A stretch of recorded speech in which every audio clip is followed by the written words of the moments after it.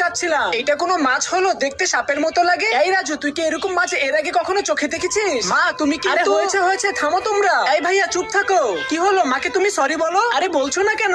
আচ্ছা sorry sorry. হ্যাঁ এইবার ঠিক আছে। বন্ধুরা, তুমি যদি আপেল খেয়ে থাকো ভিডিওতে লাইক করে দাও, চকলেট খেয়ে থাকলে চ্যানেলটিকে সাবস্ক্রাইব করে দাও, আর তুমি কোন ক্লাসে পড়ো সেটা কমেন্টে লিখে দাও।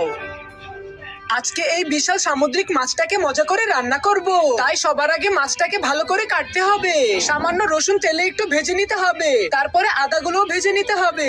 এরপরে এই সামুদ্রিক মাছটাকে তেলে কিছুক্ষণ ভেজে নিতে হবে। এরপরে মাছের উপরে বিভিন্ন ধরনের মশলা ঢেলে দিতে হবে। তারপরে কিছুক্ষণ আগুনে এই মাছটাকে রান্না করলে রেসিপিটা একদম তৈরি হয়ে যাবে।